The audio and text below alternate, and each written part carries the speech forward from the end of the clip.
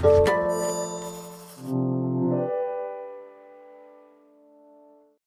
following podcast is part of a certified educational activity, Understanding the Evolving Treatment Landscape in Prostate Cancer, How to Leverage the Latest Advances and Strategies to Optimize Patient Outcomes, featuring William K. O., M.D., from Icahn School of Medicine at Mount Sinai in New York, Alicia K. Morgans, M.D., M.P.H., from Northwestern University Feinberg School of Medicine in Chicago, Illinois, and Evan Y. Yu, M.D., from the Fred Hutchinson Cancer Research Center, Seattle, Washington.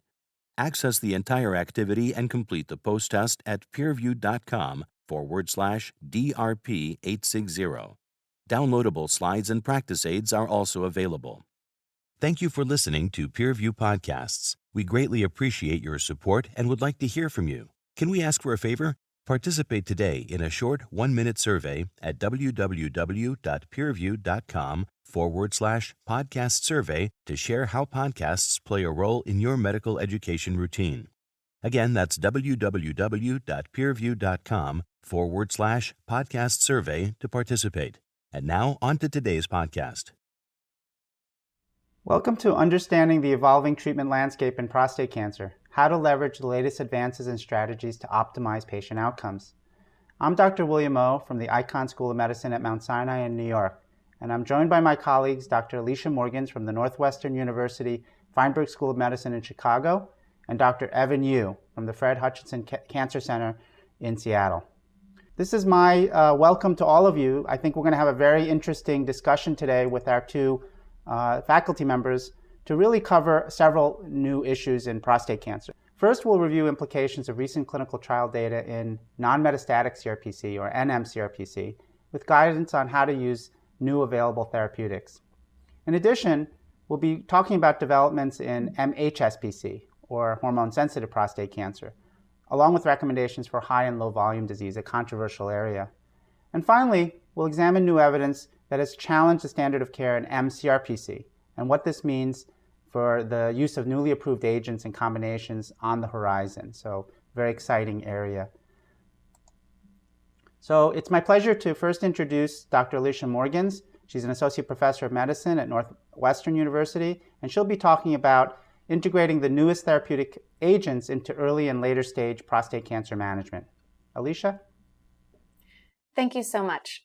I'm excited to talk with you today, of course, about non-metastatic CRPC and metastatic hormone-sensitive prostate cancer. So let's get started.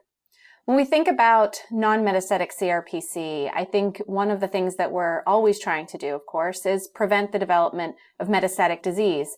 But why is that something that's so important to us, and how do we know who will be at highest risk of developing metastatic disease and dying ultimately from prostate cancer? Some of the data that we have on this is, I think, really helpful in recognizing that as the PSA itself ends up going up on the left, or as the PSA doubling time goes down on the right, we have a significantly greater risk of developing metastatic disease and dying from prostate cancer in those patients. This information was actually developed initially from the placebo arm of one of the studies of denosumab looking at the prevention of metastatic disease in patients who had non-metastatic CRPC, and really drove how the further studies in the non-metastatic CRPC were developed, and certainly drive the way that we select patients as we consider that now. Here we can see the isolated curve demonstrating that as the PSA doubling time really gets shorter, particularly around the 8-month mark or to 10-month mark, we see an inflection in the curve in the risk of developing metastatic disease or death from prostate cancer. And really that PSA doubling time of 10 months or less is the time at which we think patients may be at highest risk for further advancement of their prostate cancer. So let's think specifically about some of the trials that have led to the development of therapeutics for this patient population. We know that we have multiple agents available for us, and these are the next generation androgen receptor antagonists or inhibitors, enzalutamide, apalutamide, and darolutamide. And here we can see the chemical structures of each. Apalutamide and enzalutamide have similar structures, as you can see on the left. And darolutamide is actually a little bit different from both of those. And because of the way that it is structured, it seems to have a lower rate of blood-brain barrier penetration than either of the other two agents. And this is something that we can keep in mind as we think about the patients who are included in the different studies looking at this patient population, the non-metastatic CRPC patients. So where do we stand in terms of the evidence in non-metastatic CRPC? Well, this comes from 3 international phase 3 randomized controlled trials, the Prosper study looking at enzalutamide, the Spartan study looking at apalutamide, and the Aramis study looking at darolutamide. And all of these trials included patients who had non-metastatic CRPC by conventional imaging. This would be by conventional technetium bone scan and by conventional CT of the abdomen and pelvis. And patients in the Spartan study in particular could have had pelvic lymph nodes up to 2 centimeters and were still considered non-metastatic. All patients had to have a baseline PSA that was greater than or equal to 2, and all patients had to have a PSA doubling time that was less than or equal to 10 months because of the data that I showed you earlier, demonstrating that this is going to be the highest risk patient population to develop metastatic disease or to have death from prostate cancer. Additionally, patients in the Aramis trial could have had a history of seizure or be on medications that could lower the seizure threshold, although these patients were actually excluded from the other 2 trials. We think about the primary endpoint for these trials, they were all metastasis-free survival. So this is the development of metastatic disease based on traditional technetium bone scan or CT of the chest, abdomen, and pelvis, not metastatic disease by PET scans, for example. Metastasis-free survival is an endpoint that was new and was developed between the study sponsors and the FDA and was defined as the development of metastatic disease or death from prostate cancer. In each of these trials, patients with non-metastatic CRPC were randomized to treatment with ADT continued versus with enzalutamide, apalutamide, or darolutamide versus ADT continued plus placebo. And we can see this metastasis-free and survival endpoint for each of these trials was met for every single one, with the Prosper study assessing enzalutamide demonstrating that ADT plus enzalutamide was associated with a 71% reduction in the risk of developing metastatic disease or death as compared to ADT plus placebo. The Spartan trial looking at apalutamide demonstrating a 72% reduction in the risk of development of metastatic disease or death for apalutamide versus placebo, and the Aramis trial demonstrating a 59% reduction in the risk of death or development of metastatic disease for darolutamide versus placebo. Each of these, importantly, demonstrated an approximately 22 to 24-month prolongation of metastasis-free survival. So all very similar, even though the hazard ratios were slightly different. When we think about this in terms of overall survival, this was actually recently reported at ASCO, we know that, importantly, regardless of what happened to these patients in the placebo arm or in the active treatment arm, throughout the rest of the course of their disease progression, there was an overall survival benefit to the early intensification of ADT plus one of the androgen receptor antagonists, enzalutamide, apalutamide, or darolutamide, versus continued ADT plus placebo. Importantly, a majority of patients in all of the control arms crossed over at the time of progression and got subsequent therapies, making this survival advantage actually quite striking and very important as we think about the timing for enhancing or intensifying therapy in the non-metastatic CRPC setting. In other words, the earlier we were able to intensify these patients, the greater we expect the benefit to be in terms of not only preventing metastatic disease, but in improving overall survival.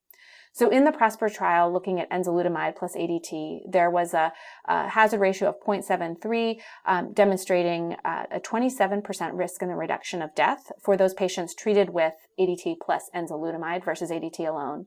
In the Spartan trial, apalutamide was associated with a 22% reduction in the risk of death with a hazard ratio of 0.78 for those patients treated with apalutamide versus just ADT with placebo. And in the Aramis trial, darolutamide was associated with a 31% reduction in the risk of death with a hazard ratio of 0.69, again associated with ADT plus darolutamide versus ADT plus placebo. So a significant benefit for each of these agents, really demonstrating that this intensification strategy is a rational strategy that improves not only metastasis-free survival, but also overall survival, even in patients who are treated with other therapies down the road. When we think about adverse events, we do have them all in a table here in a way that looks like we could compare one to the other.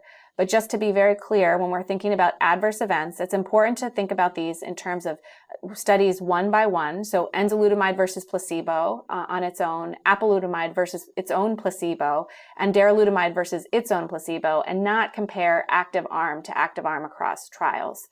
We think about the rates of any adverse events. They're relatively similar across the board, though darolutamide may be associated with adverse events as compared to its own placebo at a slightly lower rate. And when we look at things like specific AEs, fatigue, for example, enzalutamide versus placebo and apalutamide versus placebo may have a slightly higher rate of fatigue when we think about those compared to their placebo as compared to darolutamide versus placebo. Hypertension also seemed to be slightly elevated in the enzalutamide versus placebo comparison and the apalutamide versus placebo comparison, but not as much in the darolutamide versus placebo comparison, and falls similarly increased in the enzalutamide versus placebo comparison and the apalutamide versus placebo comparison, but not really increased in the darolutamide versus placebo comparison. Just to be very clear, in order to really understand the adverse events of any of these drugs versus one of the other active agents, we would have to prospectively compare these agents one-to-one and assess them in a single trial. And so cross-study comparisons are really not encouraged. Ultimately, all three of these agents led to an improvement in metastasis-free survival, as well as overall survival, and provide strong support for the FDA approval of apalutamide, enzalutamide, and darolutamide for the treatment of patients with non-metastatic CRPC. Each of these trials did include patients who had a PSA doubling time of at least 2 and a PSA doubling time of 10 months or less, and a PSA itself of at least 2, which is important to consider when we use these drugs in practice, although the labels do allow the use of these drugs at any PSA and with any PSA doubling time. Important improvements in MFS were large and were consistent across all three pivotal trials, really supporting this approach. And final survival results were significantly longer than placebo in all three of these studies, again, supporting the approach of earlier intensification to benefit our patients. As we saw, there's a favorable benefit to risk ratio for all three drugs. All were quite well tolerated in terms of adverse events. And although the data wasn't shown, treatment was associated with the maintenance of quality of life for each of these agents. So let's think about the latest updates for metastatic hormone-sensitive prostate cancer. First, we can think about the STAMPEDE trial, which was presented in updated form at ESMO just a few months ago.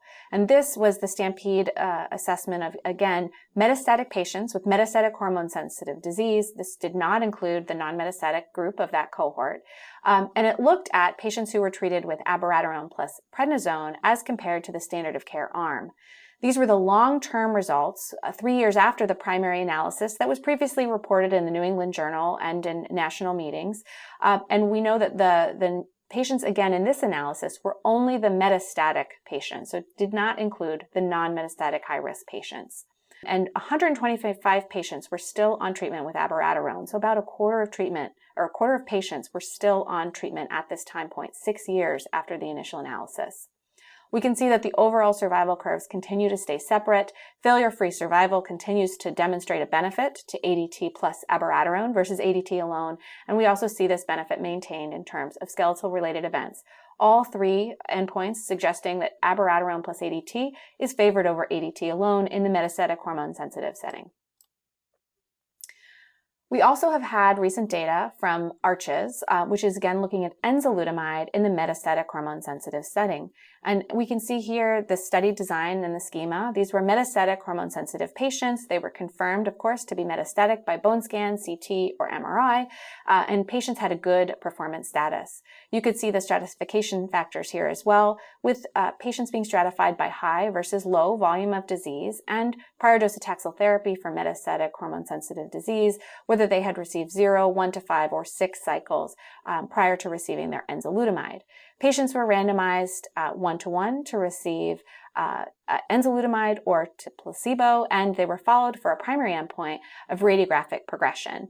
Their key discontinuation criteria, as you can see here, are radiographic progression, unacceptable toxicity, or initiation of another investigational agent or new therapy, as we would normally expect.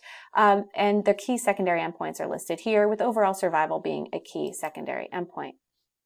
And here we can see the ARCH's primary endpoint, radiographic progression-free survival, with enzalutamide demonstrating a clear improvement in radiographic progression-free survival in patients with metastatic hormone-sensitive disease. Again, patients with metastatic hormone-sensitive disease randomized to treatment with enzalutamide plus ADT versus ADT and placebo, and this beautifully separated progression-free survival curve demonstrates that benefit. Here we have a post-hoc analysis by pattern of metastatic spread, which demonstrates that those patients who had lymph node metastases or no confirmed metastases seem to have the greatest prolongation in being free of progression here. Bone metastases really being sort of middle of the road, and visceral disease and lymph node disease having the fastest rates of progression. And again, this is a post-hoc analysis.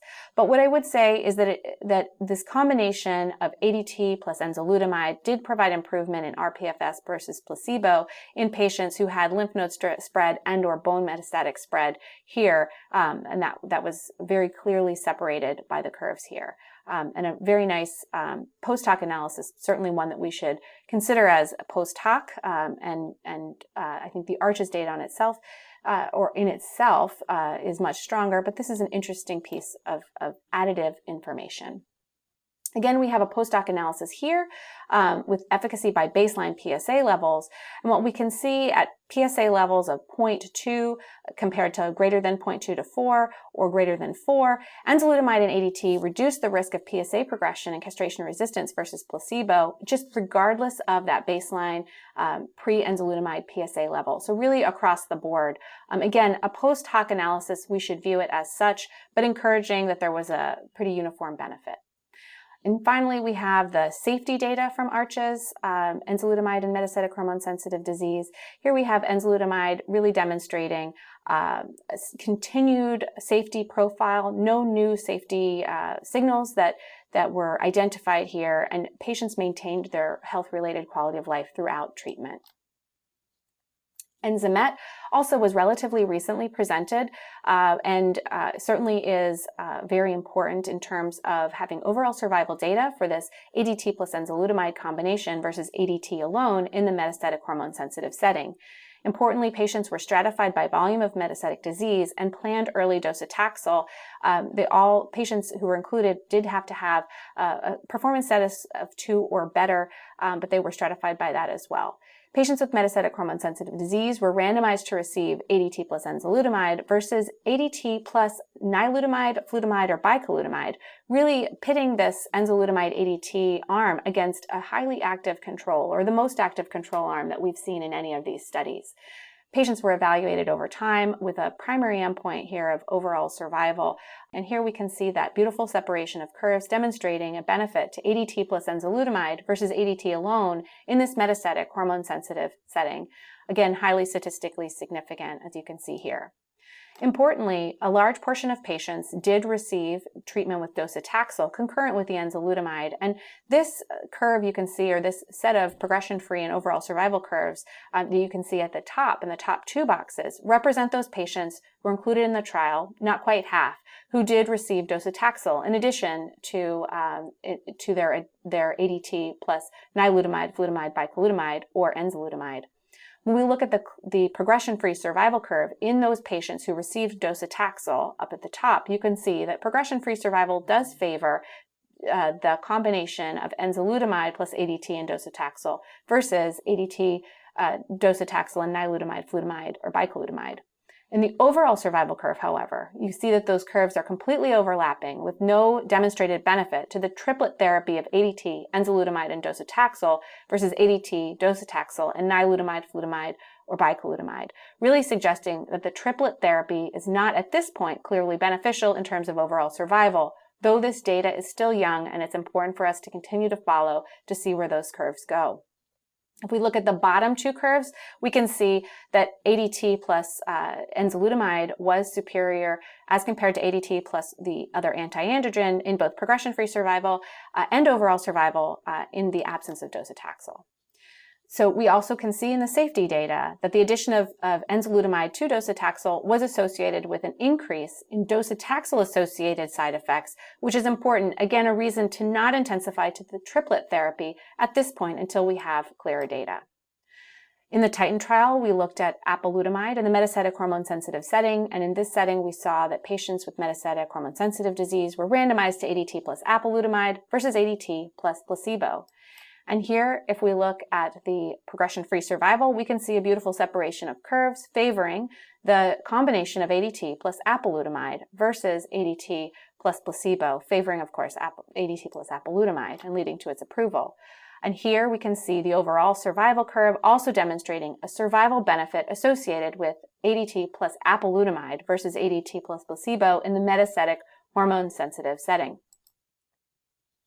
We think about the safety data. We know that safety profile was quite favorable. There were safety signal that was consistent with what we saw in the non-metastatic CRPC setting, and health-related quality of life was actually maintained or improved with the addition of apalutamide to ADT versus ADT and placebo.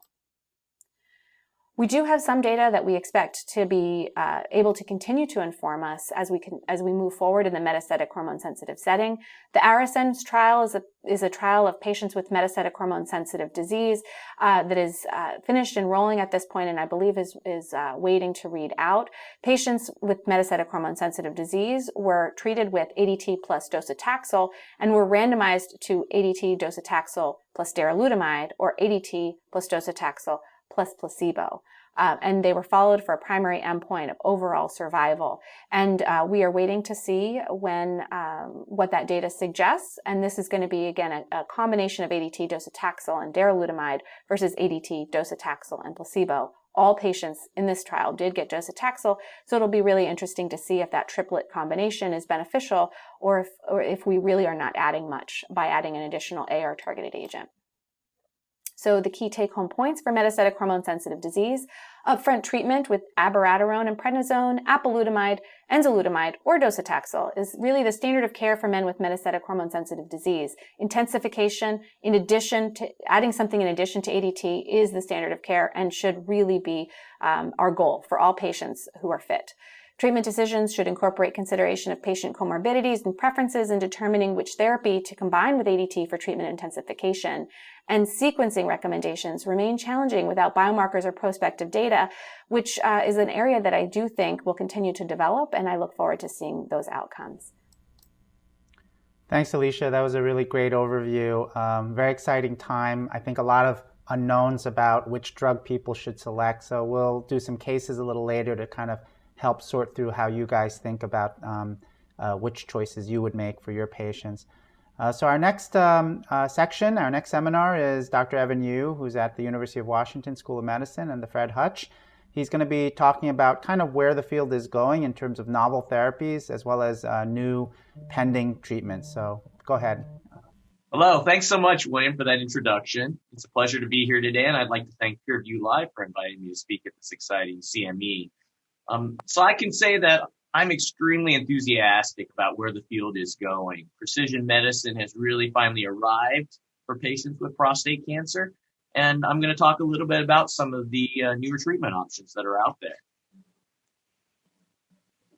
So with that being said and done, I think that many people have seen this data before, but it's important to emphasize the fact that we now recognize that 23% of men with metastatic castration-resistant prostate cancer harbor DNA repair gene alterations. And this was found in the Stand Up to Cancer International Dream Team paper, where they biopsied men with metastatic castration-resistant prostate cancer and did whole exome sequencing. And the interesting thing was about half of these mutations or alterations were germline and about half were somatic, meaning that, germline meaning that they were inherited. Well, an additional study was done and published in the New England Journal, just looking at men with metastatic prostate cancer, both castration sensitive and castration resistant, to focus on, just how high is that percentage of germline alterations or inherited familial alterations. Turns out in that manuscript, they found it was 12%. So it kind of fits where the Stand Up to Cancer Dream Team manuscript were about half were germline, half were somatic. So I think this is extremely interesting. And in this New England Journal paper, age and family history did not seem to have a clear effect on mutation frequency. That's not to say they're not important. They are still very important, and family history is incredibly important to take with a man with prostate cancer in this day and age now. So why is this important for treatment? Well, this just brings in the concept of synthetic lethality to the clinic. And this is the concept that we know where two nodes really need to be taken out to be lethal to the cancer cell.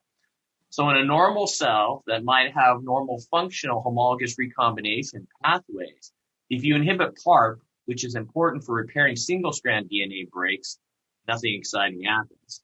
But in a cancer cell where homologous recombination is lost, or they're considered homologous recombination deficient, what ends up happening is if you take out the other node with PARP, which inhibits or helps repair single-strand breaks, now you inhibit that with a PARP inhibitor, and now you've taken out two different nodes, and this leads to selective tumor cell death. Now, I mentioned earlier how important it is to recognize that 12% of these men have inherited germline alterations in these DNA repair genes. This just is a schematic that kind of shows the real implications. As you can see in the far left there, it points out the importance in regards to treatment implications. Sure, men that have these DNA repair gene alterations, BRCA2 being most common, now they're exquisitely sensitive to PARP inhibitors, platinum chemotherapy, etc. But as you can see, once we've identified these, we have to recognize that if these men have siblings, that these siblings might be at risk. For instance, women at risk of breast cancer, ovarian cancer, other malignancies, and men also at risk of increased prostate cancer. Likewise, these men, if they have offspring, then we need to consider the fact that these offspring might have inherited these mutations as well, and that we might need to institute early screening approaches to be able to identify early development of cancers like prostate cancer, breast cancer, ovarian cancer, and really help treat and cure these before they really take hold and lead to potentially life-threatening events. So I think the downstream cascading implications are huge. Now, the NCCN guidelines has recognized this, and they've actually come out with significant guideline recommendations. So first, I'll focus on the germline testing. They're recommending germline testing now for patients with prostate cancer, any of the following: either high risk or very high risk regional or metastatic prostate cancer, Ashkenazi Jewish ancestry, family history of high risk germline mutations, for instance, BRCA1 or 2 that's known, or Lynch syndrome, or a positive family history of cancer. And for somatic tumor testing, this is recommended for essentially anybody with metastatic prostate cancer because it can have treatment implications. And here's just the panel of some of the more common genes, as you can see, but as I mentioned earlier, BRCA2 being the most common. This can also be considered in men with regional prostate cancer. And the other thing that I should just briefly mention is that there is an FDA-approved label for solid tumors across the board that harbor microsatellite instability or hypermutation. And that's with pembrolizumab as an immuno-oncology therapy. Now, that occurs in somewhere as low as 3%, but potentially as high as 12% of men with metastatic prostate cancer. And so as part of this somatic tumor testing, it's recommended that MSI high testing, tumor mutational burden, mismatch repair genes should be evaluated or considered in patients with regional or castration naive metastatic prostate cancer. So let's focus on the therapeutics now. And the randomized phase 3 PROfound trial really led to an new FDA approval. So in this trial, they took men with metastatic castration-resistant prostate cancer who had disease progression on prior novel hormonal agent, being either abiraterone or enzalutamide, and they had to have alterations in at least one of any qualifying gene with a direct or indirect role in homologous recombination. Most commonly, what we saw are BRCA2, as I mentioned, and that was cohort A, where patients had BRCA2, BRCA1, or ATM mutations. That was an N of 245. However, other gene alterations were included as well, This could be, for instance, PALB2, CHEK2, etc. And this was included in cohort B, where it was 142 patients. And these patients were then randomized in two different cohorts, A or B, to either olaparib 300 milligrams PO BID, a PARP inhibitor, or to physician's choice. And physician's choice was generally switching to another novel hormonal agent. The primary endpoint being radiographic progression-free survival in cohort A, which are the BRCA1, 2, or ATM mutated patients, and using prostate cancer working group 3 criteria. Standard key secondary endpoints were also observed. So here's the primary endpoint, radiographic progression-free survival for cohort A. And this is just the curves here that show that there's a very significant benefit in terms of radiographic progression-free survival in these patients who harbor BRCA1, 2, or ATM mutation. And as you can see here, even the landmarks at 6 months and at 12 months, very significant differences. P-value very significant, less than 0.001, with a hazard ratio of 0.3. Now, when you look at the overall population, that's combining cohort A with BRCA1, 2, or ATM mutations with cohort B, which are the other alterations. When you combine it all together, the statistical significance still holds with a hazard ratio of 0.49.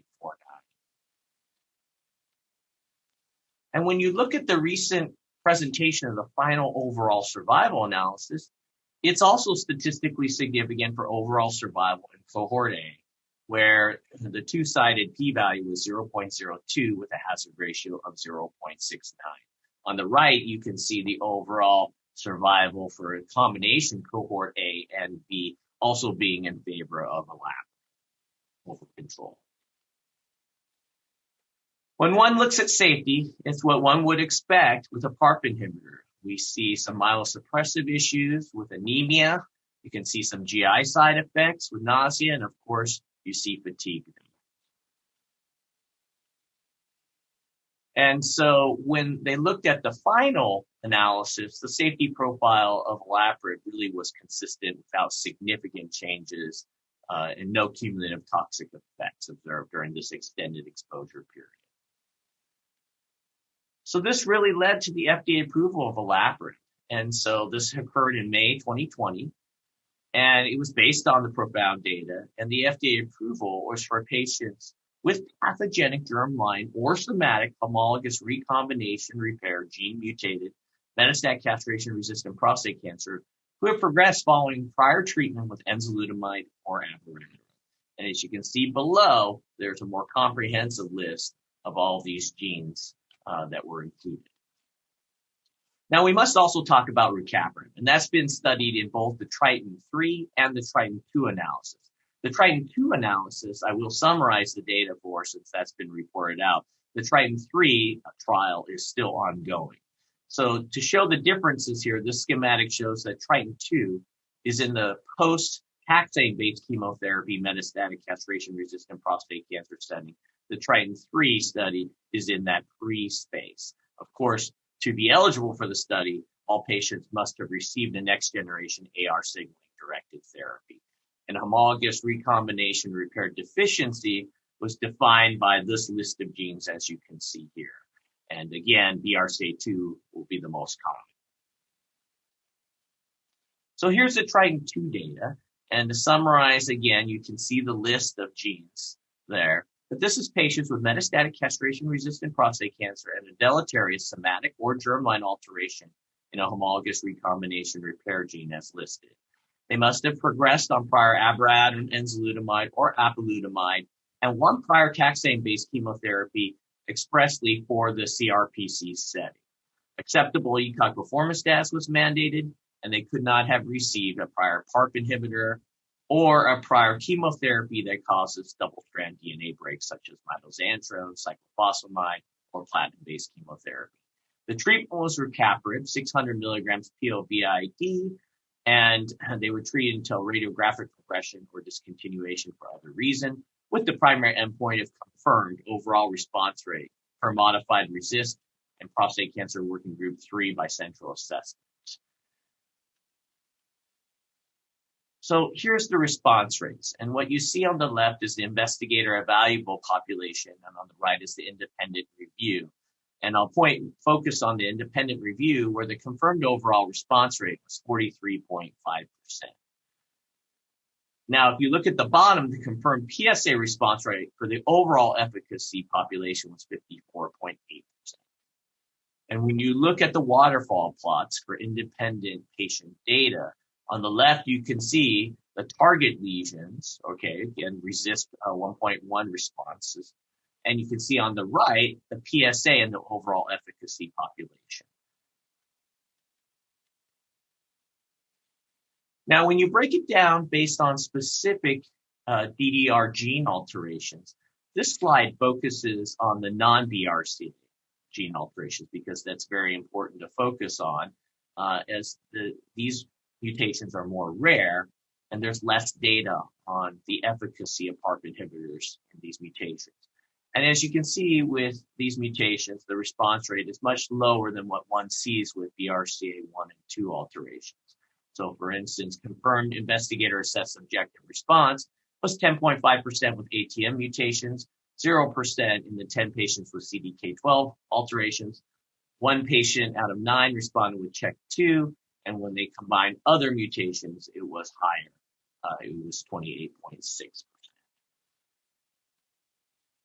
And when you look at the safety data, it's again what one might expect with safety data in this situation, where you can see that asthenia and fatigue is the most common here, any grade being 61.7%, but GI side effects and myelosuppression are an issue with PARP inhibitors as well, nausea 52.2%, and anemia 43.5%.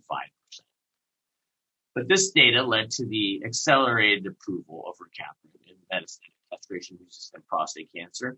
Based on this Triton2 data, the FDA granted this approval to rucaparib for treatment of patients with deleterious BRCA1 or 2, germline and or somatic-associated metastatic castration-resistant prostate cancer who have been treated with an androgen receptor-directed therapy and a taxane-based chemotherapy.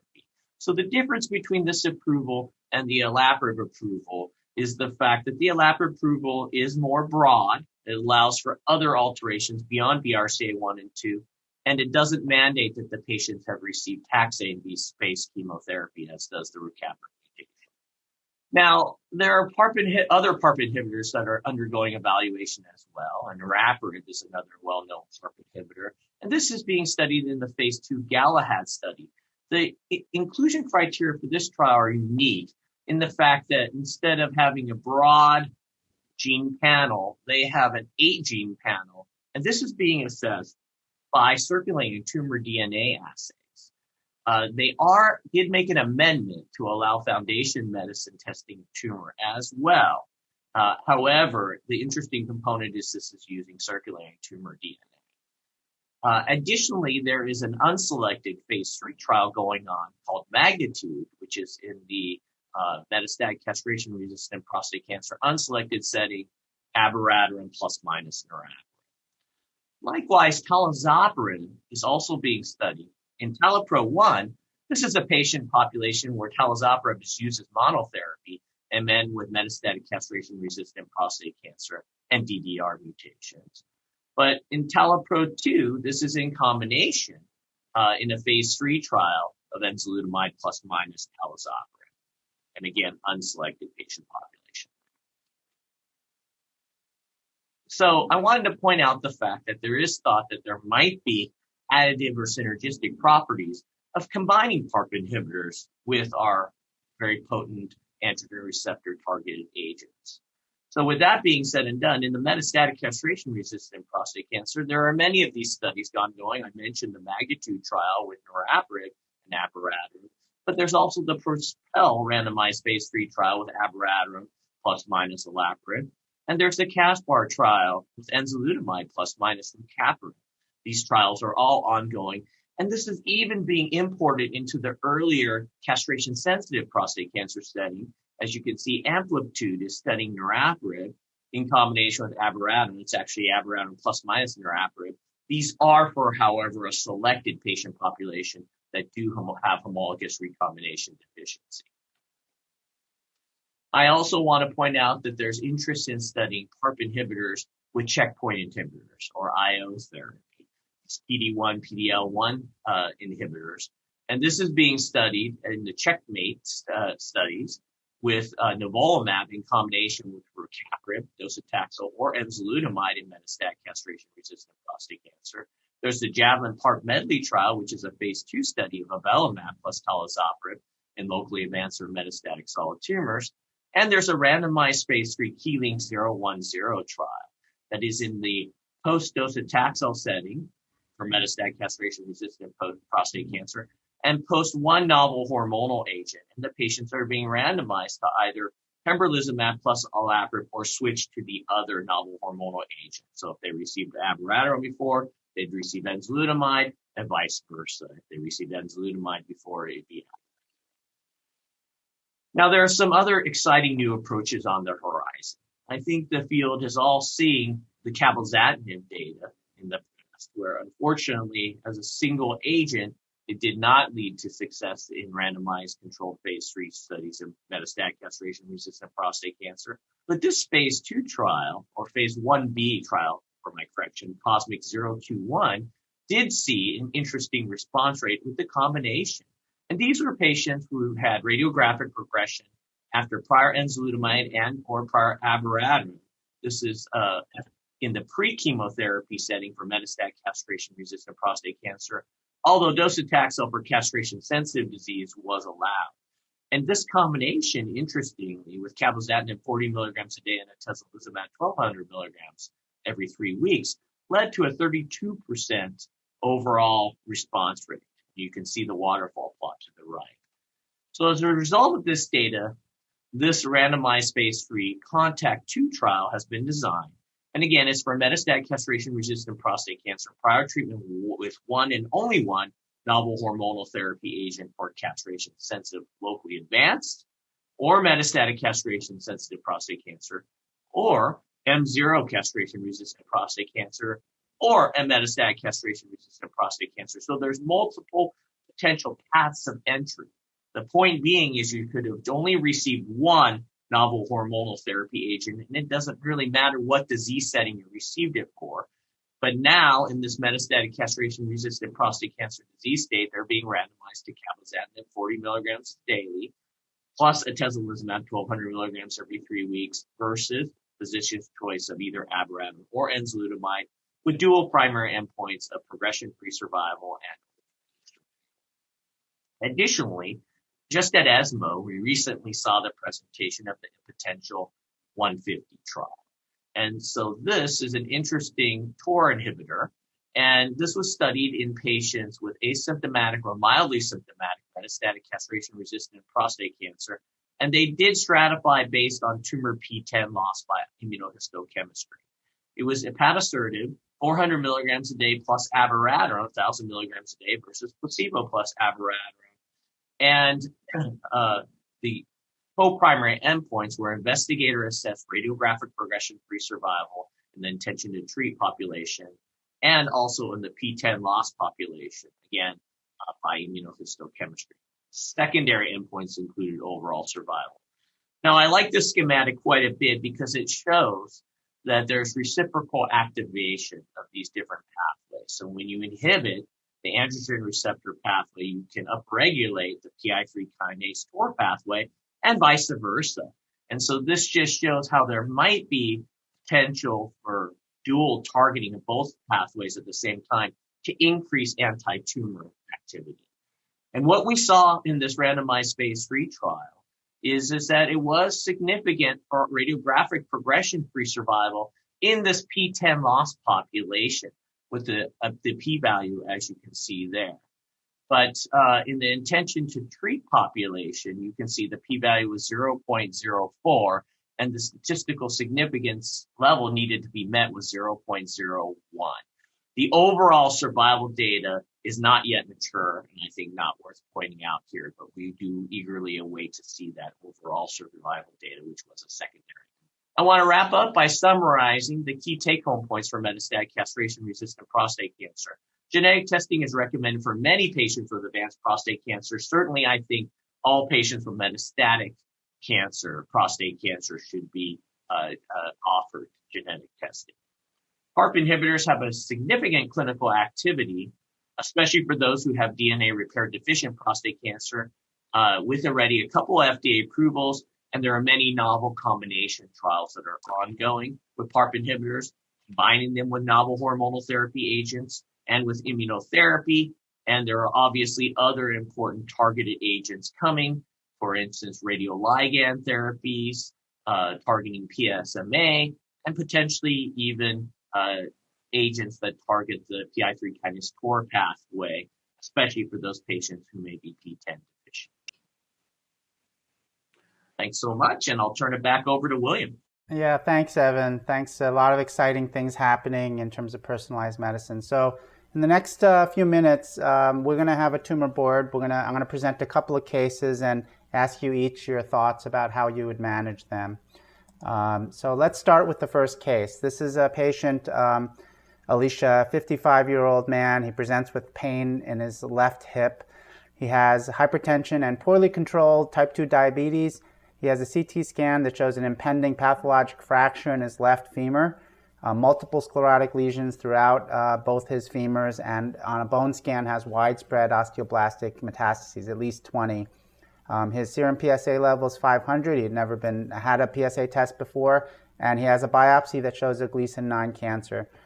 So the first question to you, Alicia, is, how do you approach a patient like this?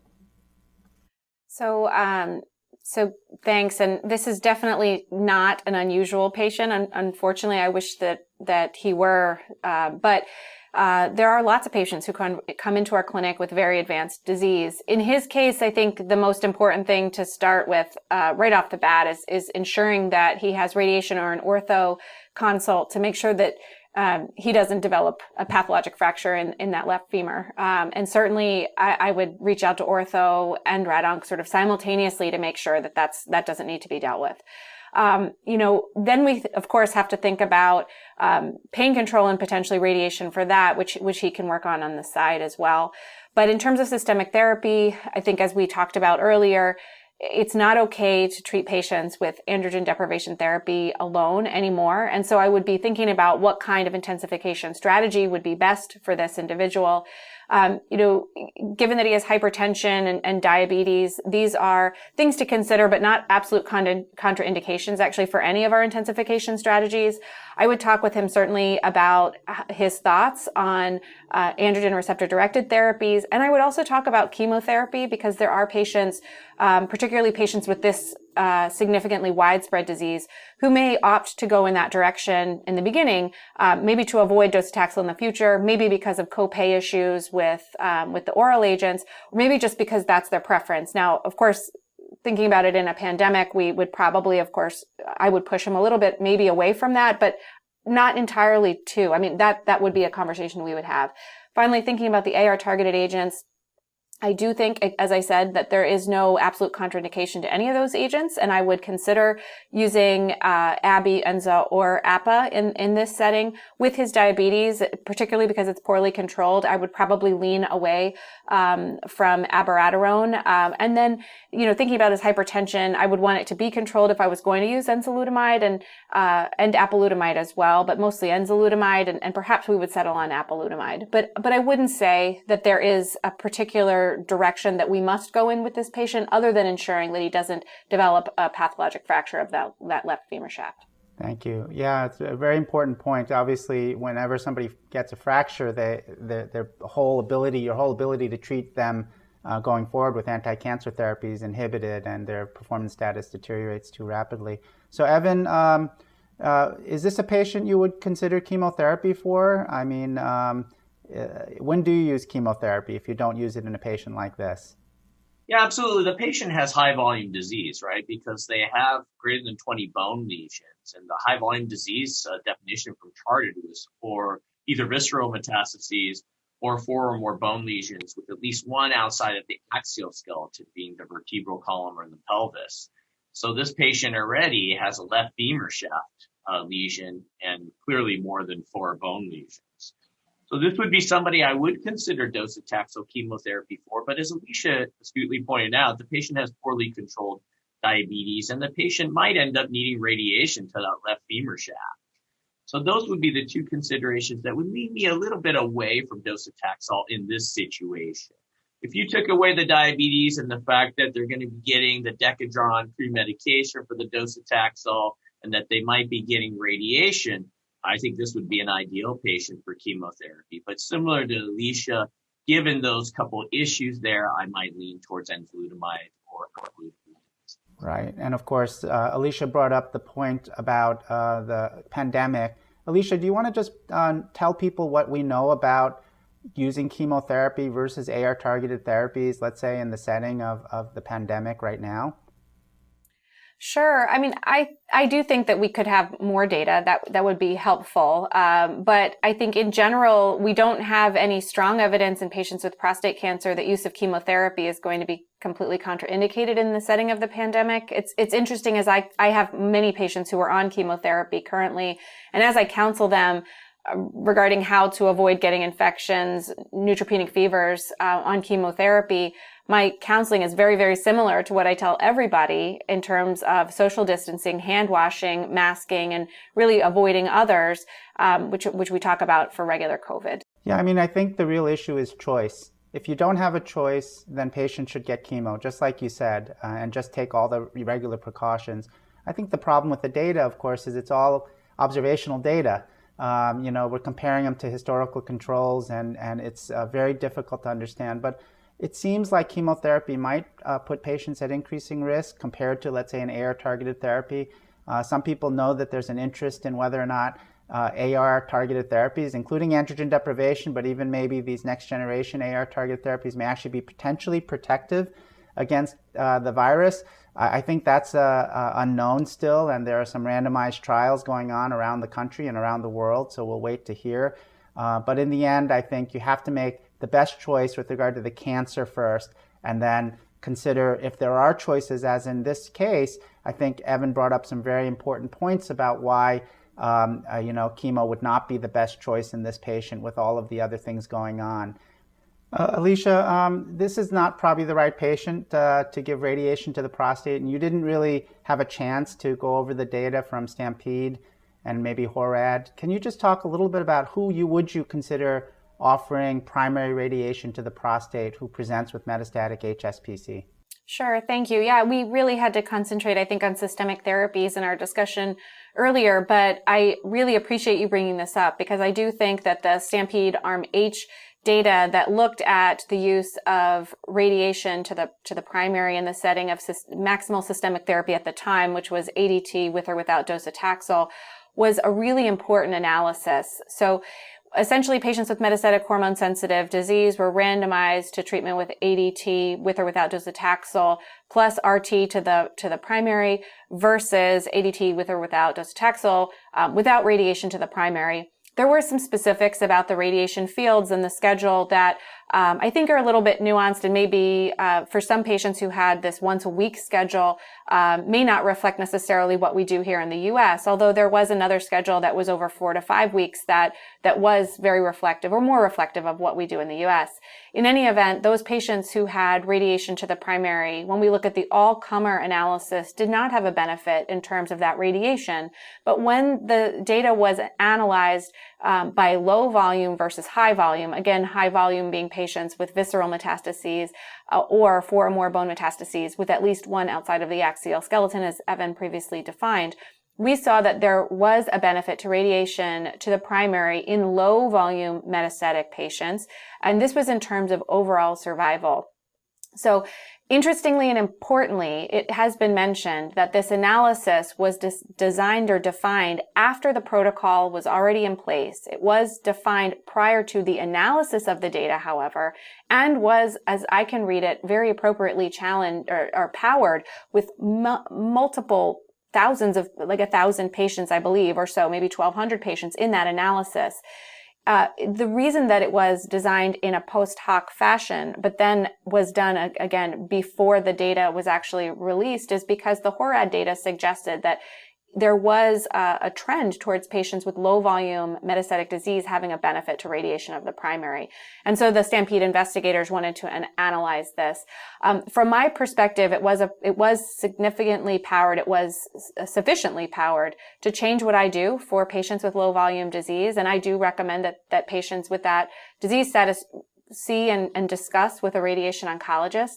However, I would say because of this sort of definition after the protocol was out, there is still room for question. I know there is a SWOG study that is looking at this in a prospective manner, and they're randomizing patients to radiation to the primary or not, or patients could get surgery to the primary or not. And Evan may be able to speak to that a little bit more.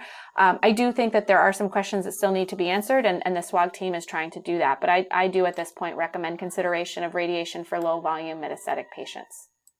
Evan, briefly, do you offer this to low volume patients? I discuss it with them. But I also, as you know, it's a shared decision making. But I think it's important to recognize the fact that we do have two negative overall studies. The HORAD study was negative overall, although those were very high PSA patients. The STAMPEDE trial overall was negative. This is a subgroup analysis. There are other studies that are ongoing right now, including the SWOG trial that Alicia mentioned. And I think it might be worth seeing additional data in this setting before wholeheartedly recommending it for all patients with low volume disease. But I definitely discuss it with all patients that have Yeah. I agree. It's controversial still because the data is really certainly not a slam dunk. But in the end, we sit across from patients and we have to give them some advice. And we can't always talk about the nuances of subgroup analyses. So I do err on the side of offering it to the right patient, younger men, patients with low volume metastatic disease, high grade. I think it's a very well powered study, as Alicia pointed out, but it's still controversial, and I think you have to be careful about who you offer it to. I think that's a very important point.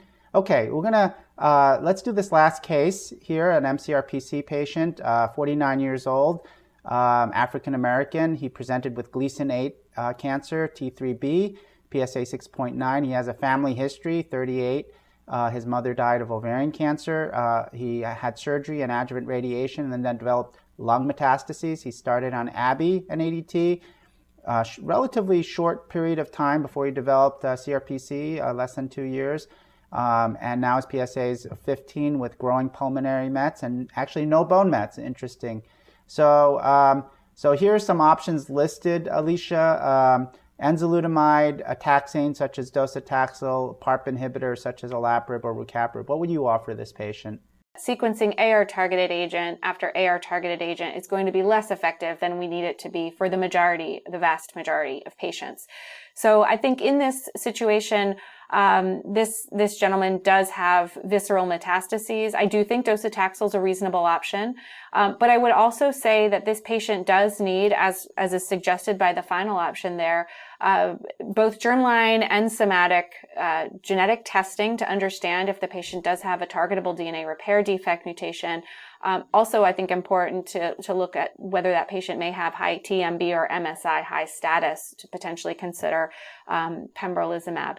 I would say that I think this is one of the great unmet needs in prostate cancer now. First line metastatic castration-resistant prostate cancer in a patient who's received earlier treatment intensification for metastatic castration-sensitive or M0 CRPC.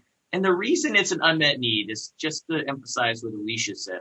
These kind of back-to-back sequencing of these novel hormonal therapy agents, not ideal outcomes. And the fact that a lot of these patients that maybe their PSA is rising slower, their disease is progressing a little slower. For quality of life reasons, they don't want to start chemotherapy right then and there. And so we're looking for other options. And I think it's a perfect setting to introduce some of the novel therapies that we talked about. Now, this patient, maybe he has a germline DNA repair gene alteration given his family history. And I think next generation sequencing is absolutely important and necessary, as well as germline testing. Can you just briefly comment on when you order testing typically in this patient's history, when would you have ordered germline, and when would you order somatic? And what do you actually order for somatic testing? Yeah. So I would do them both early. And I can't say that I do that for everyone.